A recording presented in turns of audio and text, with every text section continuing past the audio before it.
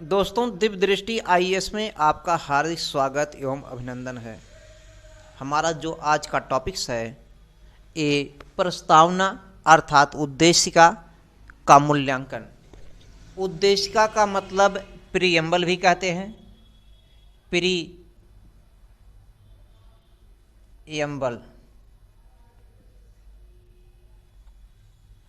उद्देशिका को प्रीएम्बल भी बोला जाता है। प्रीएम्बल में ही लिखा ही गया है, इसको उद्देशिका भी कहते हैं, प्रस्तावना भी कहा जाता है। तो उद्देशिका आप जानते हैं उद्देशिका क्यों नाम दिया गया है, क्योंकि 13 दिसंबर 1946 को संविधान सभा में पंडित जवाहरलाल नेहरू ने उद्देश्य प्रस्ताव लाया था, जिसे 22 जनवरी 1947 को सर्वसम्मति से पास किया गया और उसी 22 जनवरी 1947 से अनेक प्रकार की समितियों का निर्माण हुआ। उन समितियों ने फिर कार्य करना शुरू कर दिया संविधान निर्माण में। तो इसका मूल्यांकन करना है। यहाँ पे देखना ये पड़ता है कि मूल्यांकन में लिखा क्या जाए। स्टूडेंट के मन में यही रहता है कि मूल्यांकन लिखा कैसे जाए। किसी भी चीज़ का मूल्यांकन आ गया तो देखिए, मूल्यांकन लिखने के लिए पहले नंबर पे आपके पास कुछ भूमिका होनी चाहिए। क्या होना चाहिए? भूमिका ज़्यादा यहाँ पे नहीं लिखना है, अधिकतम 2 लाइन या 3 लाइन, 2.5 लाइन कर सकते हैं। तो 2-3 लाइन या 2.5 लाइन में भूमिका मार दीजिए, लिख दीजिए, जो भी आप समझिए। अब भूमिका के बाद में इसमें आलोचना रहेगा।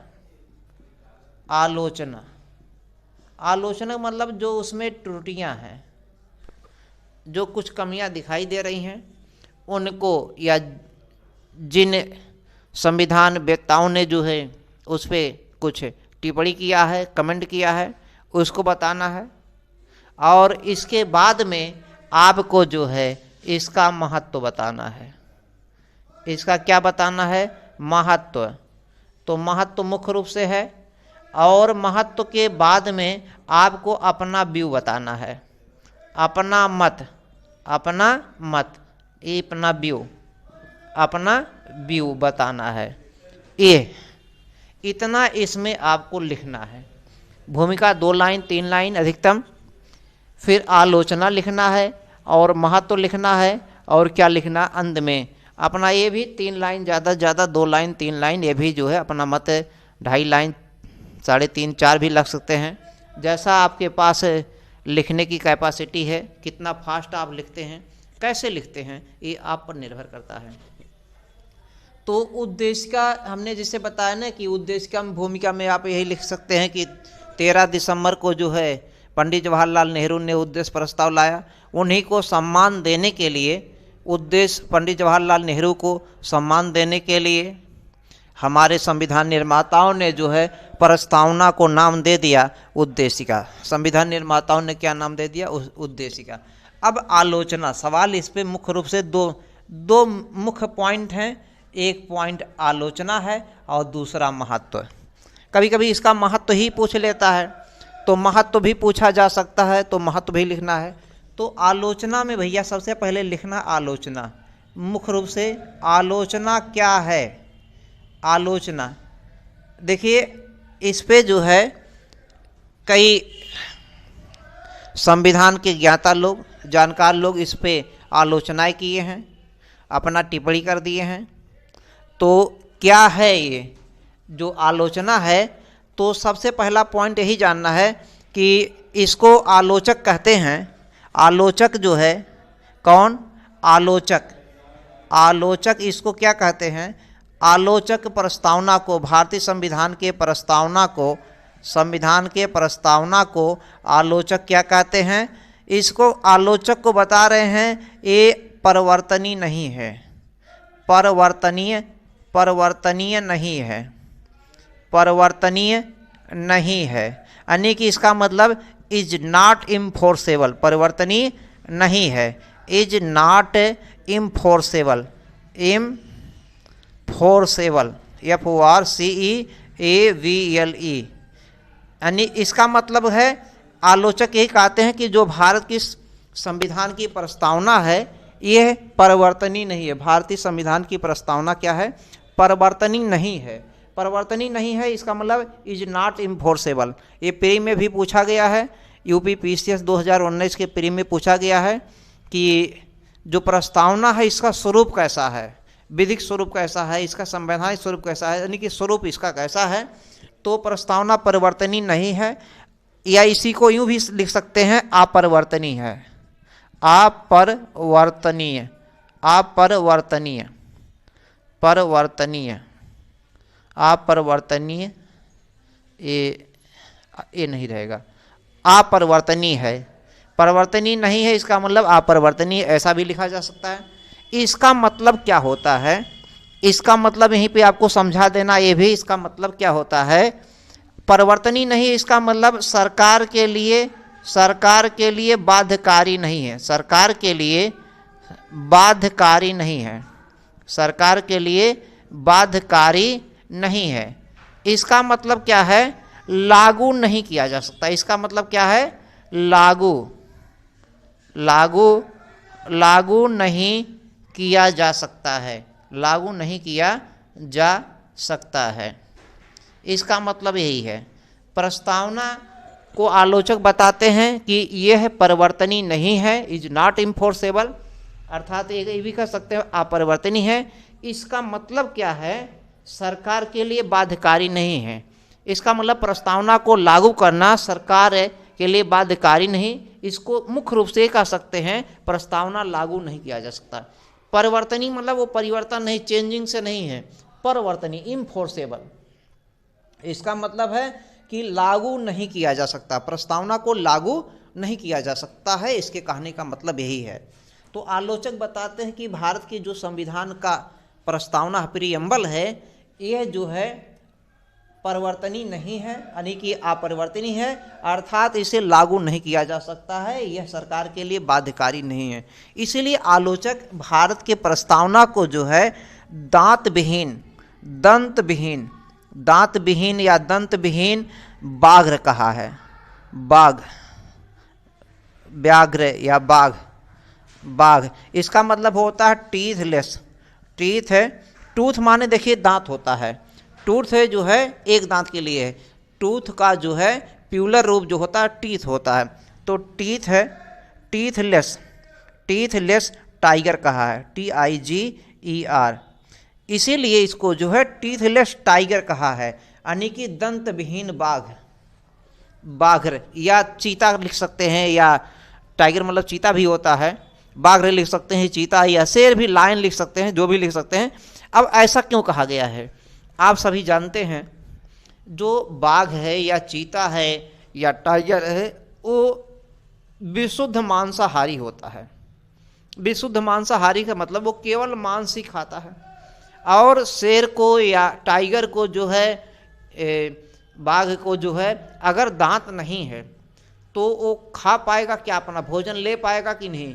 और भोजन अपना नहीं ले पाएगा तो बेचारा मर जाएगा, यूजलेस हो जाएगा, क्योंकि वो दांत से ही सब कुछ भोजन कर पाता है मांसाहारी होने के कारण, है ना। पिरामिड जो उसमें पर्यावरण में पढ़े होंगे, सबसे ऊपर की श्रृंखला में वही आता है, अंतिम उपभोक्ता वही है, बाघ ही, उसके बाद में कोई नहीं। चूँकि है उसके बाद में है एक मिलेगा, बाज मिलेगा, उसको बाज भी उसको खा लेता है, लेकिन ये मांसाहारी है, उसके ऊपर भी मांस मिलेगा, बाज। तो हम वापस आते हैं।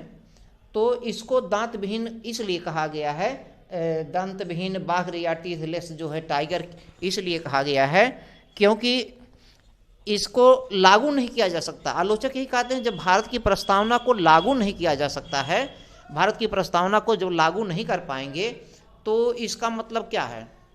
पर भारत की प्रस्तावना को लागू नहीं किया, इसका मतलब ये बेकार है, यूजलेस है, इसलिए इसको हटा देना चाहिए, इसका कोई मतलब नहीं है।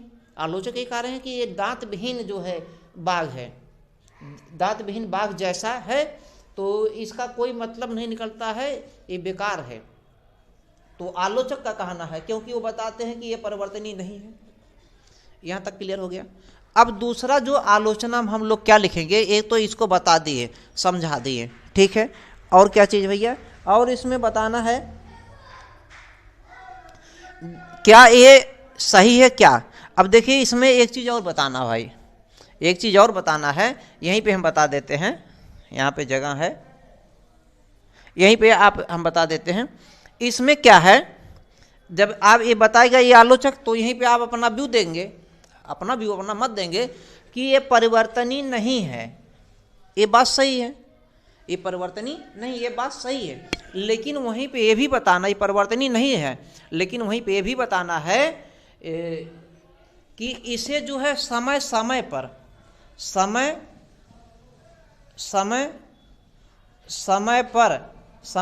पर परिवर्तनीय बना दिया गया, परिवर्तनीय बना दिया गया है, बना दिया गया है, समय समय पर परिवर्तनीय कैसे बना दिया गया? जैसे एज फॉर एग्जाम्पल समय समय पर परिवर्तनीय बना दिया गया है। जैसे यही जो प्रस्तावना में जो चीज़ें लिखा गया, जो प्रस्तावना के दर्शन शब्द हैं, दर्शन आते हैं, जैसे प्रस्तावना में देखिए वाक्य यानी कि विचार और अभिव्यक्ति, विचार और अभिव्यक्ति की स्वतंत्रता लिखा है, विचार और अभिव्यक्ति की स्वतंत्रता, विचार और अभिव्यक्ति की स्वतंत्रता लिखा है। ये हमारे प्रस्तावना में प्रीएम्बल में 5 प्रकार की स्वतंत्रताओं का बात किया गया है। विचार जिसे वाक्य कहते हैं, विचार, अभिव्यक्ति, विश्वास, धर्म और उपासना, ये 5 प्रकार की स्वतंत्रता की बात कहा गया है। तो विचार और अभिव्यक्ति की स्वतंत्रता तो ये नहीं यहाँ लागू कराया जा सकता, लेकिन अगर मूल अधिकार में जब जाएंगे, यही विचार और अभिव्यक्ति की स्वतंत्रता है, यही मूल अधिकार में भी मिलेगा।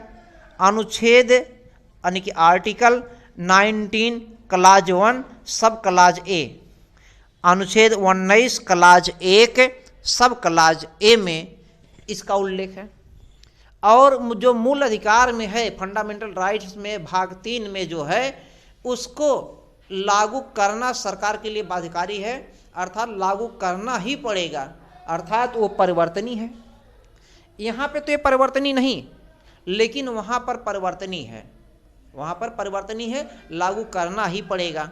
यहाँ तक क्लियर हो रहा है? एक मिनट। तो यहाँ पर भैया लागू तो करना पड़ेगा, यानी कि प्रस्तावना में तो नहीं है, लागू नहीं किया जा सकता, लेकिन उसी प्रस्तावना के शब्द को मूल अधिकार में लागू करा दिया गया है। तो वही कह रहे हैं कि समय समय पर, देखिए परिवर्तनीय नहीं है, लेकिन उसी चीज को आगे चल करके समय समय पर परिवर्तनीय कर दिया गया है।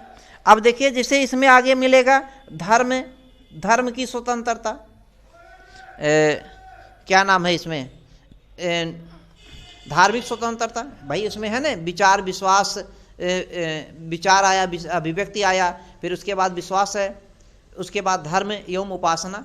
तो धार्मिक एवं उपासना की जो धर्म की स्वतंत्रता की बात है, आगे चलकर अनुच्छेद 25 से लेकर 28 तक, अनुच्छेद 25 से लेकर 28 तक, आर्टिकल 25 से 28 तक मूल अधिकार में धार्मिक स्वतंत्रता को मान्यता दिया गया है और लागू करना पड़ेगा।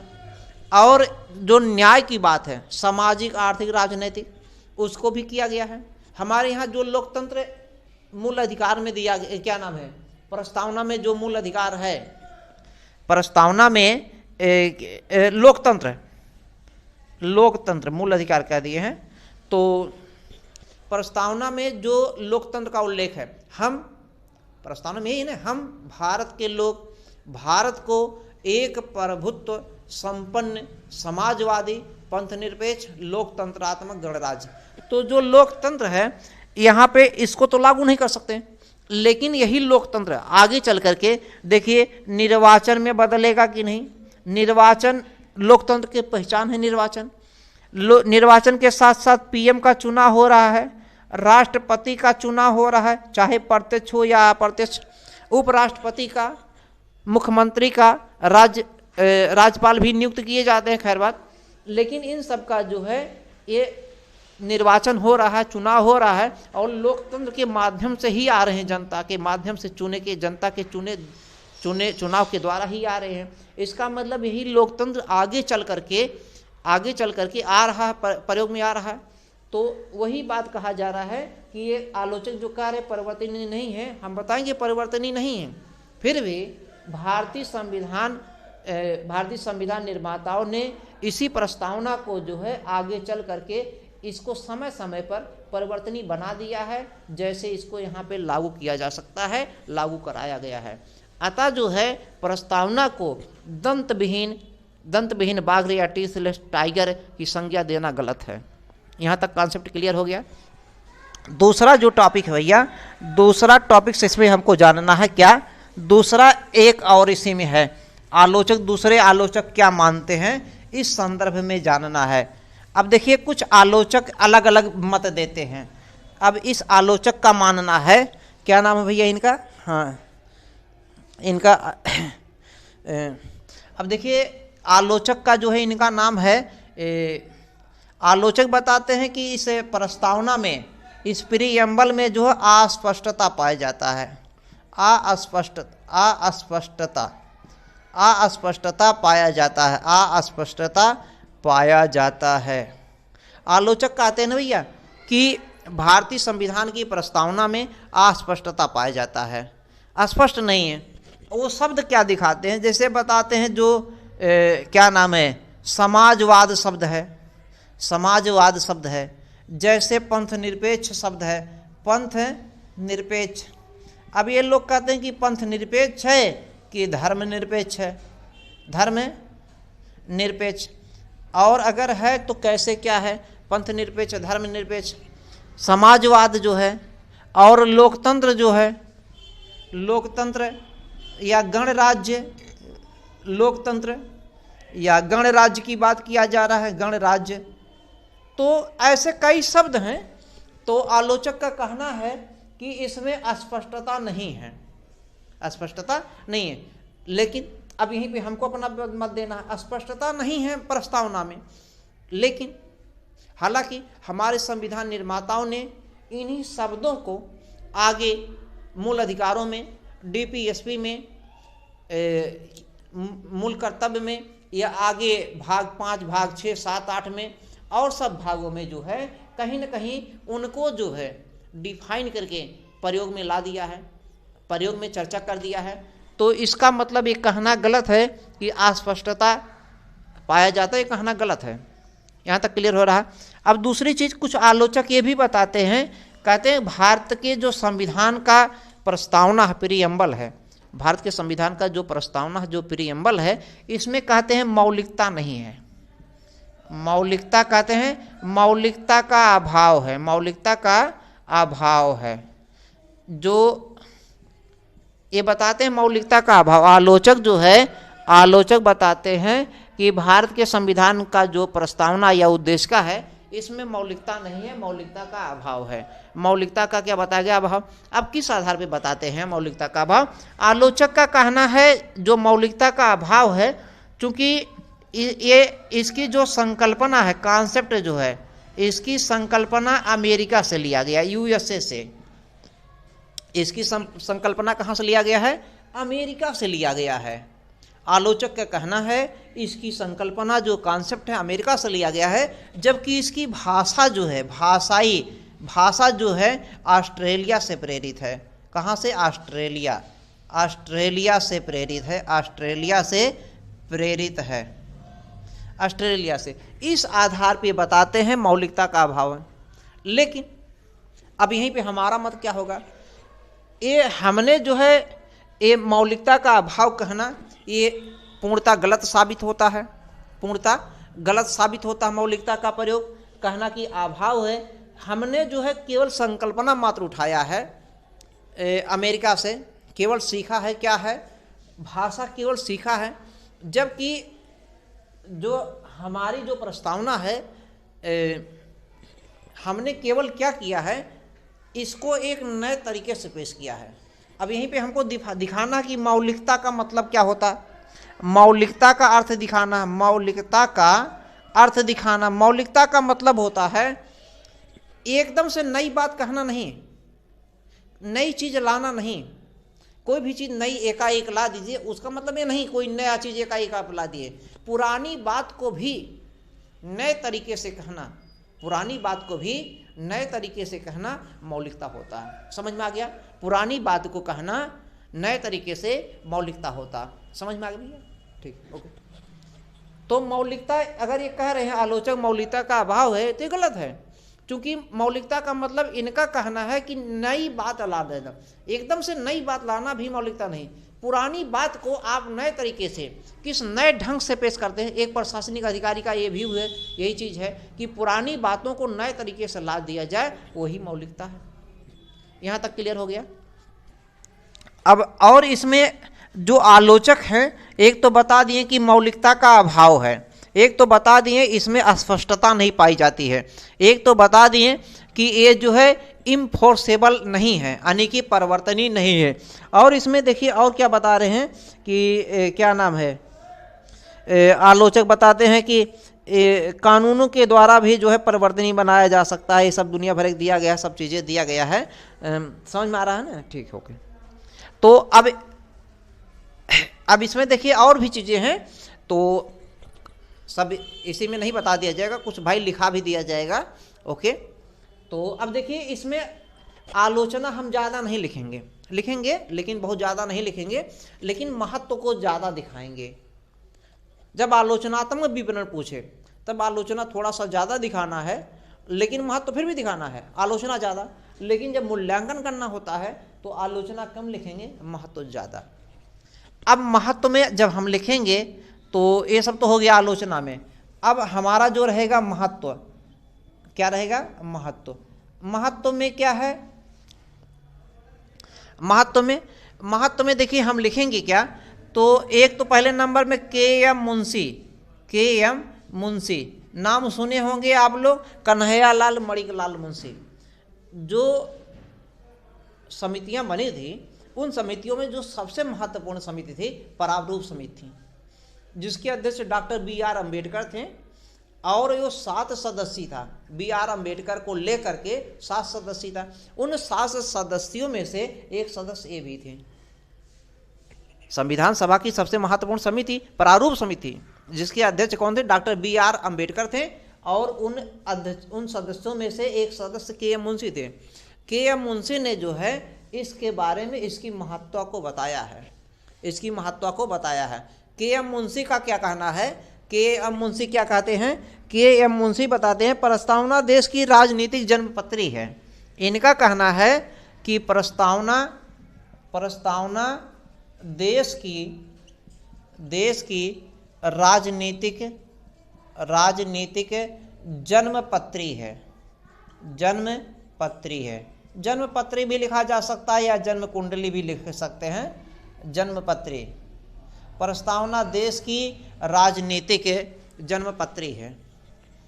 अब सवाल यहीं पे अगर इस पे ये भी आ सकता है, इतनी को प्रश्न ये भी पूछा जा सकता है, प्रस्तावना या उद्देश्य का देश की राजनीतिक जन्मपत्री है या राजनीतिक जन्म कुंडली है, टिप्पणी कीजिए, ऐसा भी पूछा जा सकता है। या आलोचनात्मक विवरण कीजिए, जो भी लिख दे सकता है।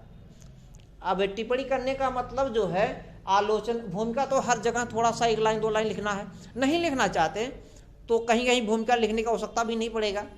तो लेकिन आलोचना लिखना थोड़ा सा महत्व ज़्यादा लिखना है। आलोचनात्मक विवरण कह रहा है तो आलोचना थोड़ा सा ज़्यादा दिखाना, महत्व फिर भी दिखाना है। और टिप्पणी कह रहा है तो टिप्पणी में महत्व ज़्यादा भी आ जाएगा, लेकिन लिखना है, फिर भी आलोचना रहेगा। तो प्रस्तावना देश की राजनीतिक जन्मपत्री किसने कहा?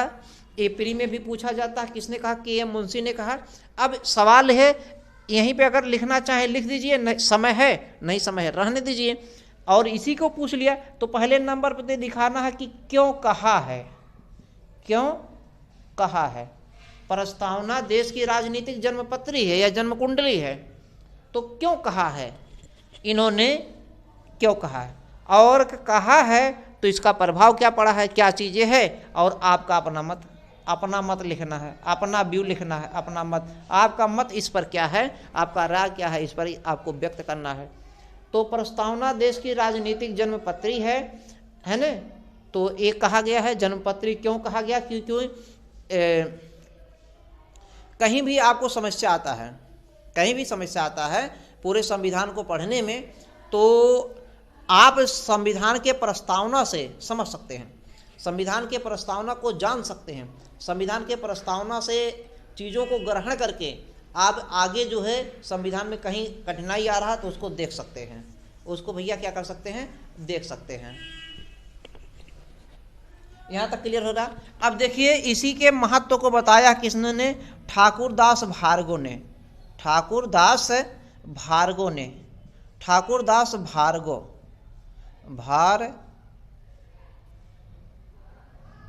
भार्गव, ठाकुरदास भार्गव ने बताया क्या कि प्रस्तावना, प्रस्तावना माने उद्देशिका, प्रस्तावना लिख दीजिए या प्रीएम्बल लिख दीजिए या उद्देशिका लिख दीजिए।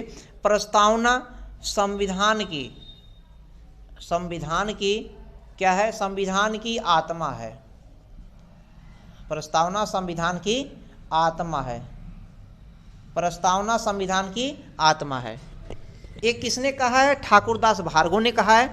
पूछा गया कई बार संविधान की आत्मा किसे कहा जाता, प्रस्तावना को, और ये किसने कहा है, ठाकुरदास भार्गव ने। अब सवाल यहाँ पे भी अगर ऐसे आ गया प्रस्तावना संविधान की आत्मा, टिप्पणी कीजिए या जो भी दे दे व्याख्या कीजिए, तो इस पे आपको अपना मत लिखना है, क्यों कहा है और उसका आपका अपना क्या मत रहा है।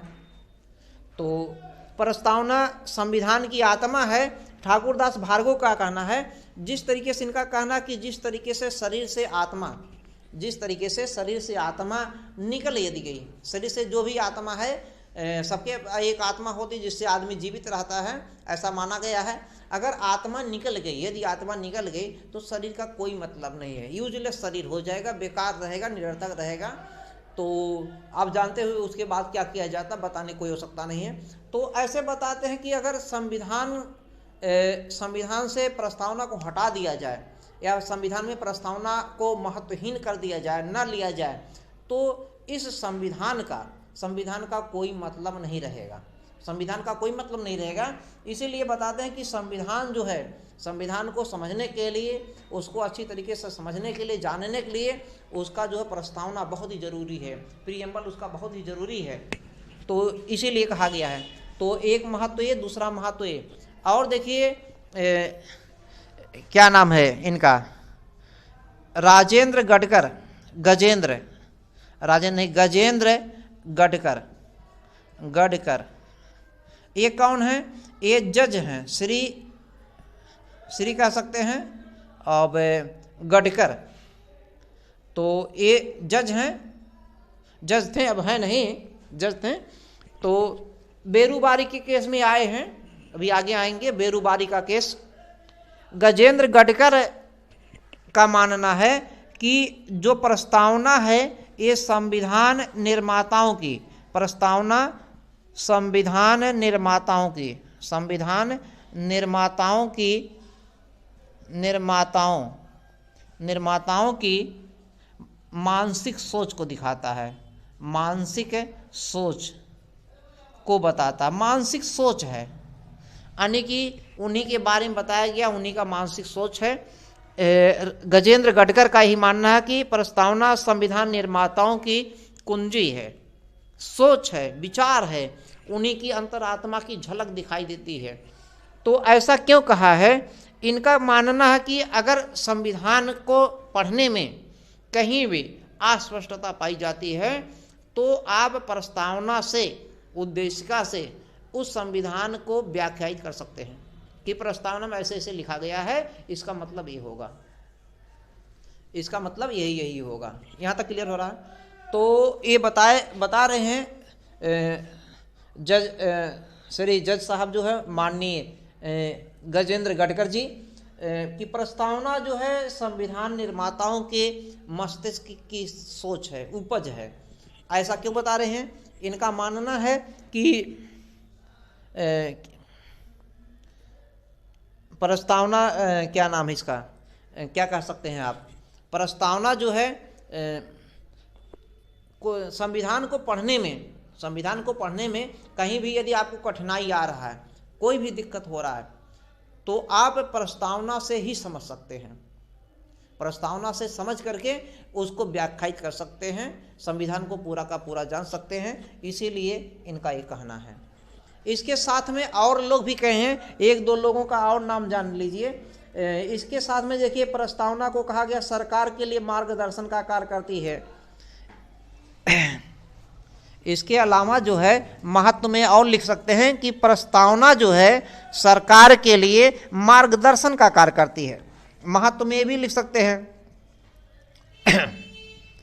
महत्व में ये भी लिखा जा सकता है कि प्रस्तावना जो है प्रीएम्बल जो है ये सरकार के लिए, किसके लिए? प्रस्तावना सरकार के लिए मार्गदर्शन का कार्य करती है, मार्गदर्शन की काम करती है। मार्गदर्शन, प्रस्तावना जो है सरकार के लिए मार्गदर्शन का कार्य करती है।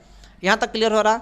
और इसी में जब मार्गदर्शन करेगी तो उसी के आधार पे सरकारें जो है अपना कुछ आगे कार्य भी करती हैं, व्याख्या भी करती हैं, तो मार्गदर्शन का भी कार्य करती हैं। और क्या इसमें लिखा गया है? और देखिए लिखा गया है कि प्रस्तावना में संविधान का दर्शन पाया जाता है और ये प्रस्तावना में स्वाधीनता आंदोलन के दर्शन पाए जाते हैं। इसमें यह भी कहा गया है कि प्रस्तावना में स्वाधीनता का दर्शन पाया जाता है, स्वाधीनता का दर्शन पाया जाता है, स्वाधीनता का दर्शन पाया जाता है। और ये भी कहा गया है, यही प्रस्तावना जो है इसी के आधार पे देश का शासन चलाया जाता है। संविधान, पूरा संविधान के आधार पर, लेकिन इसमें दर्शन पाया जाता है, इसमें संविधान का दर्शन पाया जाता है। अब दर्शन जो मिलता है, दर्शन मतलब क्या है? देखिए प्रस्तावना तो है ही है, प्रस्तावना है और क्या नाम है, मूल अधिकार है। मूल अधिकार व्यक्ति को दिया गया है। और क्या नाम है, डीपीएसपी है, डीपीएसपी यानी कि राज्य के नीति निर्देशक तत्व है। इसका मतलब क्या होता है? डायरेक्टिव है, principles of state policy, directive है, प्रिंसिपल्स ऑफ स्टेट पॉलिसी। और क्या है? मूल अधिकार, मूल कर्तव्य। ये सब जो है दर्शन है।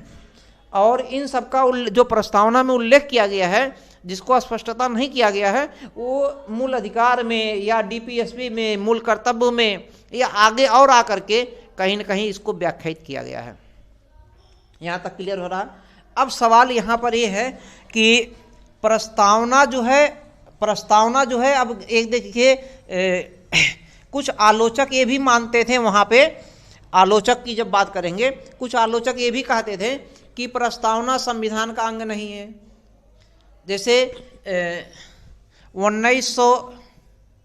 1960 के केस में, 1960 में जो है बेरूबाड़ी का केस आया था, बेरूबाड़ी का केस, बेरूबाड़ी विवाद आया था, विवाद हुआ था। बेरूबाड़ी विवाद में ये न्यायमूर्ति वहाँ पर कौन थे? न्यायमूर्ति यानी कि जज, न्यायमूर्ति गजेंद्र गडकर थे। न्यायमूर्ति गजेंद्र गडकर ने बताया कि प्रस्तावना जो है भैया, प्रस्तावना में संशोधन करना ठीक नहीं। प्रस्तावना में जो है संशोधन किया जा सकता कि नहीं, प्रस्तावना में संशोधन हो सकता कि नहीं। पहले नंबर पे संशोधन हो सकता कि नहीं? संशोधन हो सकता है। ये इसका अंग है कि नहीं? प्रस्तावना संविधान का अंग है कि नहीं? अंग है या नहीं? तो 60 के केस में जो है न्यायमूर्ति गजेंद्र गडकर ने बताया कि इसमें संशोधन नहीं किया जा सकता, और यह अंग जो है, अंग तो नहीं माना जाएगा। जब संशोधन नहीं है तो अंग कैसे? तो ये यहाँ पे बेरूबाड़ी के केस में बताया गया था, न्यायमूर्ति गजेंद्र गडकर ने बताया। अब इन्होंने क्यों बताया कि संशोधन नहीं हो सकता है? इन्होंने मत दिया, क्या मत दिया है कि जो प्रस्तावना है संविधान निर्माताओं के मस्तिष्क की उपज है, उनके समझने की एक कुंजी है, उनकी सोच है। प्रस्तावना संविधान निर्माताओं की सोच है, दूरदर्शी सोच है ना, विकसित किया गया है। तो इनका मानना है कि प्रस्तावना जो है संविधान निर्माताओं के मस्तिष्क को बता रहा है, उनकी झलक को दिखा रहा है, उनकी सोच को बता रहा है। अतः जो है प्रस्तावना में संशोधन करना उचित नहीं। उनके साथ खिलवाड़ करने जैसा होगा, उचित नहीं होगा, अतः संशोधन नहीं किया जा सकता है। और जब संशोधन नहीं होगा तो इसका मतलब अंग नहीं होगा। लेकिन 1900 यहाँ पे देखिए, जो प्रस्तावना का अंग की बात किया जाएगा कि प्रस्तावना संविधान का अंग है या नहीं, संशोधन हो सकता कि नहीं। परिवर्तनीय में तो जान गए हैं, परिवर्तनीय नहीं है, लेकिन उसको जो है आगे परिवर्तनीय बनाया गया है। लेकिन प्रस्तावना को यही बताना कि प्रस्तावना परिवर्तनीय नहीं है, बता दिया गया है। यहाँ पे 1973 में एक आया है, फैसला आया है, केशवानंद भारती, बहुत ही प्रसिद्ध है, केशवानंद भारती बनाम केरल राज्य, बनाम केरल राज्य कि 1973 का ये केस है, केशवानंद भारती बनाम केरल राज्य। इस वाद में जो है, इसमें जज ने, यानी कि इसमें फैसला क्या माननीय न्यायालय ने दिया, फैसला न्यायालय ने क्या दिया है, बताया कि जो प्रस्तावना है, प्रस्तावना संविधान का अंग है। प्रस्तावना क्या है, उन्होंने बताया कि प्रस्तावना संविधान का अंग है। प्रस्तावना संविधान का क्या है, संविधान का अंग है। प्रस्तावना संविधान का अंग है। बताया कि प्रस्तावना जो भैया संविधान का अंग है, प्रस्तावना संविधान का अंग है, और इसमें संशोधन भी हो सकता है, और इसमें संशोधन भी हो सकता है, और यही आज वर्तमान में स्थित माना भी गया है। अब हमको अपना व्यू यही लिखना है कि माननीय न्यायालय महोदय द्वारा, माननीय न्यायालय द्वारा दिया गया फैसला, माननीय न्यायालय द्वारा दिया गया जो फैसला है, जो बताया गया है, वो सही प्रतीत होता है, वो सही प्रतीत होता है। उसे मानना जो है हम सभी का परम कर्तव्य है, मानना पड़ेगा। जो न्यायालय महोदय ने बताया है, संशोधन किया जा सकता है। अब क्यों इन्होंने बताया संशोधन किया जा सकता है, इनका मानना है, यहाँ पे दो मत दिखा है। एक मत ये दिखा कि संशोधन नहीं हो सकता है, और एक मत दिख रहा है संशोधन हो सकता है अंग के माने में। और संविधान प्रस्तावना संविधान का अंग है या नहीं, इस पर दो मत हैं, और संशोधन हो सकता कि नहीं, इस पर भी दो मत है। एक मत यह था कि संशोधन नहीं हो सकता, अंग नहीं है। दूसरा मत माना गया संशोधन हो सकता, अंग है। इनका मानना था कि संशोधन इसलिए नहीं हो सकता कि क्योंकि संविधान निर्माताओं के समझने की कुंजी है, उनकी सूझबूझ है, समझना है। और इनको मानना है, देखिए, कि संशोधन हो सकता है। अगर प्रस्तावना में संशोधन नहीं हुआ तो धीरे धीरे एक लंबे कालखंड के बाद, एक लंबे समय के पश्चात इसकी प्रासंगिकता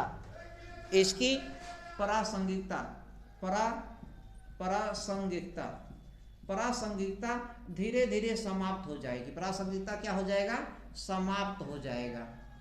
अतः इसकी प्रासंगिकता बनी रहे, गतिशीलता इसमें बनी रहे। इसमें गतिशीलता अगर बनी रहे, आप चाहें कि प्रस्तावना में गतिशीलता बनी रहे, तो प्रस्तावना में संशोधन करना जरूरी है। इसीलिए एक बार प्रस्तावना में संशोधन हो गया है, बैलसाहमा संविधान संशोधन अधिनियम, बैलसाहमा संविधान संशोधन अधिनियम 1976 में एक बार संशोधन हुआ, जिसमें 3 शब्द जोड़े गए हैं, समाजवाद, पंथनिरपेक्ष और अखंडता। समाजवाद, पंथनिरपेक्ष और अखंडता। समाजवाद को हम डिफाइन कर चुके हैं, पंथनिरपेक्ष को डिफाइन कर दिए हैं, ये अलग अलग टॉपिक में है, स्पेशल है। पंथनिरपेक्ष है कि धर्मनिरपेक्ष, ये भी बता दिए हैं, और अखंडता को भी बता दिए हैं, उसी में समझा दिए हैं। तो इसलिए इसमें संशोधन करना जरूरी है ताकि इसकी प्रासंगिकता बनी रहे, और अगर संशोधन नहीं किया जाएगा तो प्रासंगिकता समाप्त हो जाएगी और गतिशीलता हट जाएगा।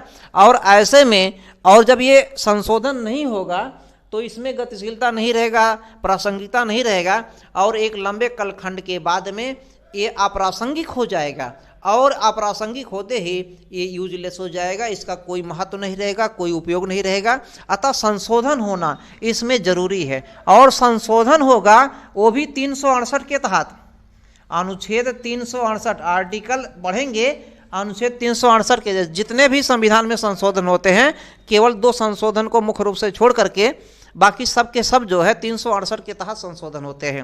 वो संशोधन 2 कौन है, एक अनुच्छेद 2 है, अनुच्छेद 2 है और अनुच्छेद 3, 2 अनुच्छेद, इन्हीं दोनों को छोड़ करके सभी में संशोधन होता है।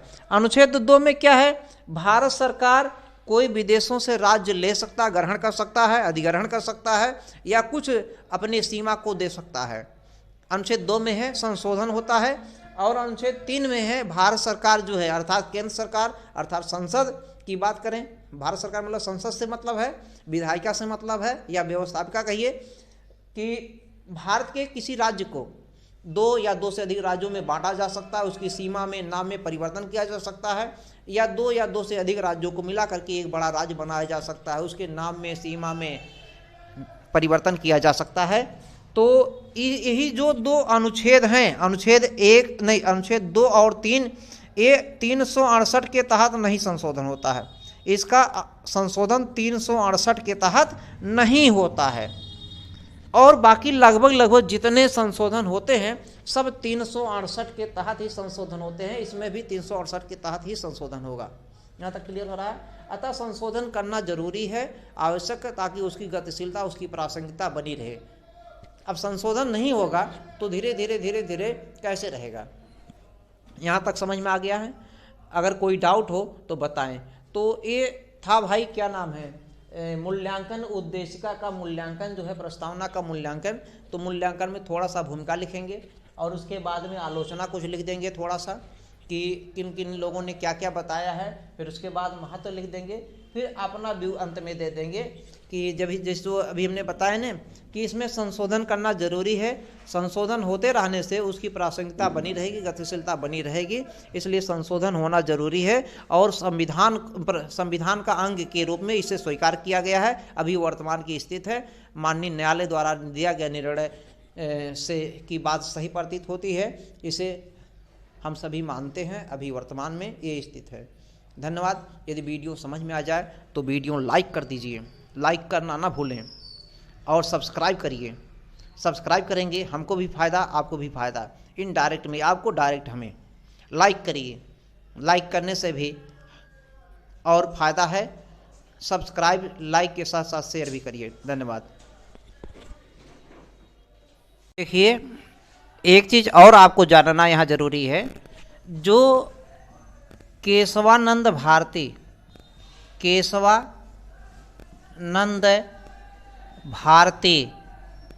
बनाम केरल राज्य, जो केशवानंद भारती बनाम केरल राज्य के वाद में के केस में 1973 में जो आया था, ये कब आया? 1973 में, केशवानंद भारती बनाम केरल राज्य। इसमें मूल ढांचा सुप्रीम कोर्ट ने या माननीय न्यायालय महोदय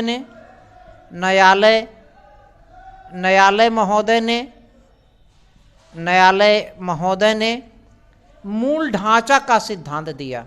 मूल ढांचा बहुत ही बेसिक चीज़ है, बेसिक स्ट्रक्चर। जो मूल ढांचा का सिद्धांत माननीय न्यायालय महोदय ने दिया, इसमें ये बताया गया कि प्रस्तावना में यदि संशोधन होता है, प्रस्तावना में, प्रीएम्बल में, उद्देशिका में यदि संशोधन किया जाता है तो मूल ढांचा नहीं बदलना चाहिए। संशोधन तो हो सकता है लेकिन मूल ढांचे में परिवर्तन होना ठीक नहीं, परिवर्तन नहीं होगा। तो ये भी पूछा जा सकता है कि मूल ढांचे का सिद्धांत किस केस में आया? केशवानंद भारती बनाम केरल राज्य के वाद में आया है 1973 में, और इसी में मूल ढांचा बताया गया। तो प्रस्तावना तो संशोधन हो सकता है, प्रस्तावना के साथ साथ संविधान में भी कहीं भी संशोधन किया जा सकता है, लेकिन मूल ढांचा नहीं बदलना चाहिए, ये ध्यान देने योग्य है। और एक चीज़ और देखना है, जो प्रस्तावना की में आप लिख रहे हैं, यदि संशोधन होता है, प्रस्तावना में संशोधन होने की बात है, यदि संशोधन नहीं किया जाएगा, सपोज करिए संशोधन नहीं हो रहा है, तो इसकी गतिशीलता अपरिवर्तित रहेगा, यह अप्रासंगिक हो जाएगा,